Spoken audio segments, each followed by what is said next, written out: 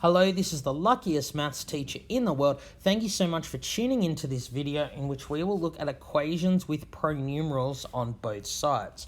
We are solving equations like this that have the pronumeral or letter on the left and the right-hand side of the equation.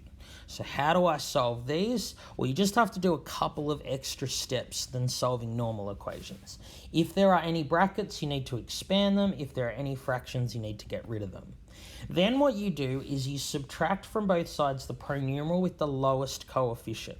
We do this because we really only know how to solve equations when the pronumeral or letter is in one spot. We first need to get the pronumeral so it's in only one spot, and then we can solve as normal. So that might not have made a lot of sense, but hopefully it will after we do some examples. So let's look at this one here. Clearly we have the pronumeral on both sides. Now there are no brackets or fractions to get rid of, so I'm going to go straight to step 2. I'm going to subtract the pronumeral with the lowest coefficient.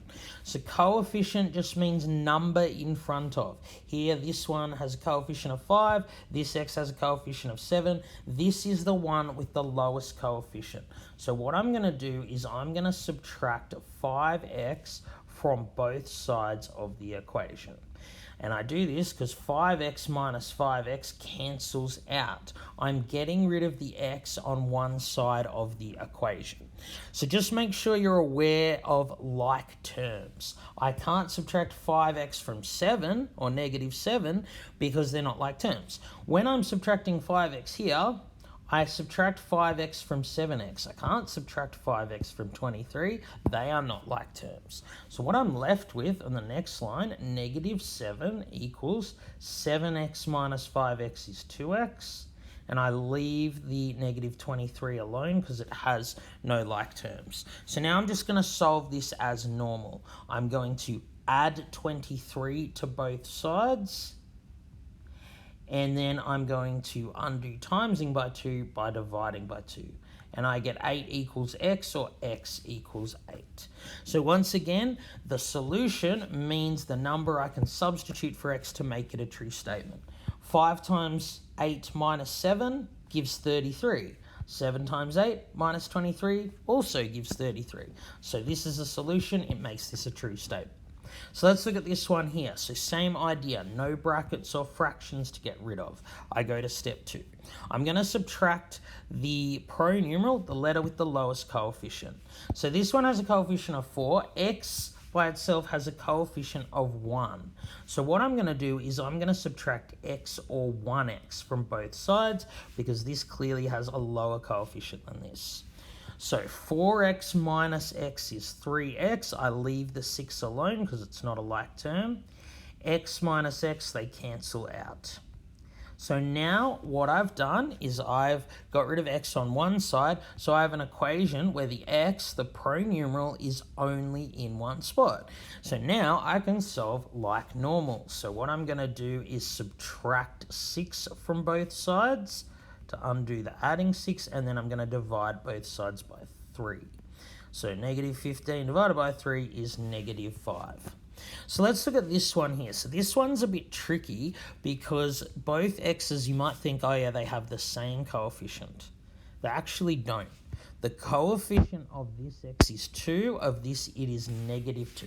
Negative 2 is smaller than 2. So what we need to do is we need to subtract negative 2x from both sides. We're subtracting the x with the lowest coefficient. But remember, two negatives next to each other make a positive. We're actually adding 2x to both sides. If we add 2x to this side, it will get rid of the 2x. What you do to one side, you must do to the other. So on the left-hand side, I have 10 plus 4x. 2x plus 2x is 4x, equals 20. I can't add 2x to 20 because they're not like terms. So I just go to negative 2x plus 2x. They cancel out. So 10 plus 4x equals 20. I'm going to subtract 10 from both sides and divide by 4. I get the solution x is 2.5. Please understand, It doesn't mean you've done something wrong if your answer's not a whole number. Sometimes answers are not whole numbers, sometimes they're negatives. That's just the way it goes. All right, let's now look at some examples where we have to expand brackets or get rid of fractions. So we'll have a go at these two examples here. Once again, both examples, we have pronumerals on the left and right-hand side of the equal sign. We have pronumerals on both sides. So what you need to do, if there are brackets, you need to expand them first. If there are fractions, you need to get rid of them first. So in this one, I'm going to first expand the brackets. So remember, I go 5 times x. I distribute the 5 to everything in the brackets. 5 times x, and then 5 times positive 3. On the right-hand side, 4 times x, and you have to remember to also multiply the 4 by the second thing. 4 by 6 is 24. So now I'm going to do what I was doing on the previous slide. I've got an x on both sides. I'm going to subtract the one with the lowest coefficient. This one has the lowest coefficient, so I'm going to subtract 4x from both sides. 5x minus 4x. And if I subtract 4x from the right-hand side, I'm just left with 24. So I have x plus 15 is 24. Subtract 15 from both sides, I get x equals 9. So let's look at this example here. So we have a fraction. No brackets, but a fraction. I want to get rid of it. The way I'm going to get rid of the fraction is undoing it. I undo dividing by 7, because this line means divide. I undo dividing by 7 by timesing by 7. If I times one side of the equation by 7, I must also do it to the other side. What you do to one side of the equation, you must do to the other. So divide 7 and times 7 cancel each other out, so I'm just left with x minus 2 on the left-hand side. But when I'm multiplying the right-hand side by 7, I need to multiply everything by 7. I need to multiply x by 7 and also multiply 4 by 7. I've got to multiply the whole of the side by 7. So now I'm just going to solve the way I solved on the previous slide. So x is the same as 1x. I'm going to subtract x from both sides. So I'm left with negative 2, because the negative applies to the 2, not the x.